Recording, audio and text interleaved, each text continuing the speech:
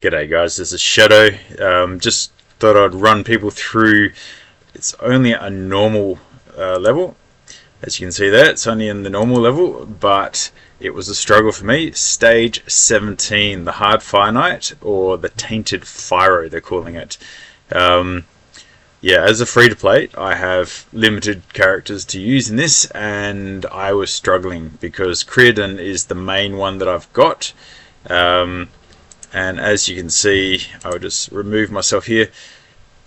I managed to scrape through at the end with, well, pure RNG luck, to be honest, because Creedon is really bad at applying his freezes. So turn control was just random luck, to be honest. I had Nia in there just to reset Lanatharul because he does the ally attack. I also used Nia to reset Royal Guard because Royal Guard is the one that really does it for you in this. He does the damage, he does the slowing the boss down. He also applies a reduced defense. Creedon, Nia, Lanatharul, they don't really do any damage. So yeah, you can get the shield down because they do triple hits and ally attack, but once you get the shield down, you do virtually no damage. So using Royal Guard slows the boss down and does the bulk of your damage, and also his A3 does a triple hit. So yeah, I'll just run you guys through how I actually did it, so bear with me and I will show you how it went. So effectively, coming in here, what I noticed is the boss starts off with a fairly big turn control fuel.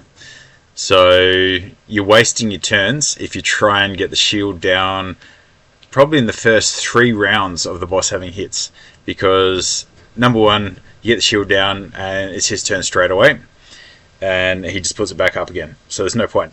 Secondly, as you can see, he puts reduced defense, but more importantly he puts reduced speed on your entire team, and without a cleanse you're just too slow. So if you waste your ally attack on taking the shield down, it's a waste of time whilst you've got that reduced speed up.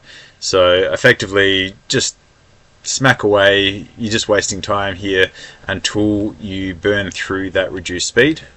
And yeah, this doesn't give you the best turn count, this team, but if you want it to be reliable and you have these particular heroes, then this is what I found works. It's worked 100% after I've worked out how to do it. Yesterday I completely failed at this. I built a second Creedon I just happened to have, and then even with 2, I noticed that they're just so unreliable at applying freezes that you can't trust them. But anyway, so as you can see here now, the slowdown has been removed off of my most of my team. I used the triple hit from Royal Guard to put a slow or reduced speed on the boss, and also his A1 when ally attacking puts the reduced defense. Now at this point, what I do is I want to put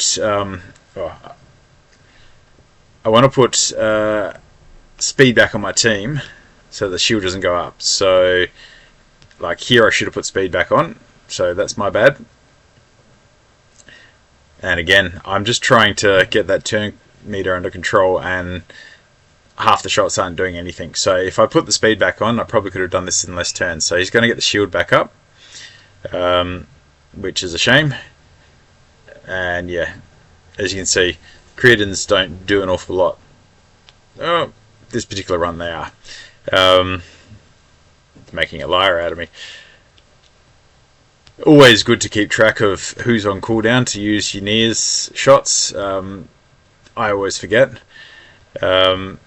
Because you want to pretty much have both your ally attack and your Royal Guard ready to do their big, like either the ally attack or the big smack. Like here you go, Royal Guard does most of the damage. Now the other thing I've noticed with the Creedons is their A1s are totally unreliable for applying a freeze and reducing the turn meter. So if you have the A2 available, use that in preference. Yes, it's only a single hit, but there's a higher chance, except for right now that I'm talking about it, there's a higher chance it's actually going to apply the reduced turn meter than the A1 does. Because the A1, I've actually hit with both my creatines and then ally attacked, so that's 12 hits and not had a single reduction in the turn meter. So yeah, he's just not very reliable. When fully booked, I think it's only like 35% to apply a freeze. And one of these guys is not fully booked because I only got him the other day, and I'm sort of waiting for clan versus clan before I book. But yeah, as you can see there, the A2, Spidey put it straight back on. The A2 is far more reliable, and I can do an ally attack, as you saw there, and right at the end, yes, it did reduce, but that's not the normal. As you can see, that's the normal. You do a triple hit and ends up doing nothing. And again, second triple hit, absolutely nothing. So your creatines, they're no nuts, that's for sure. Okay, so again, the A2 is a little bit more reliable. The A1's absolutely useless, and that particular guy was my book guy, and as you can see, it failed. But you get through the run, RNG aside, and you can see I got through the run with sort of one turn different to the time before when I actually made it the first time. So for me, in my books, this is a relatively reliable team, RNG aside. You do need to have some key components, obviously. You need to have Royal Guard, which most people that are doing Curse City should have on their account by now. Doesn't mean everyone does. Nia's handy because she is a turn reset or a cooldown reset.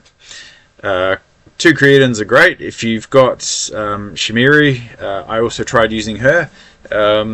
She is also unreliable with her freeze, but she's another option. Shimiri you can use in there instead of one of the creatines, and obviously for my team to work, Lunathra was pretty crucial because he does the ally attack, which gives you extra chances to pull down that shield, but also extra chances to have the A1s hit and hopefully reduce his turn meter, which doesn't always happen. Okay, there you go. Thanks for bearing with me there.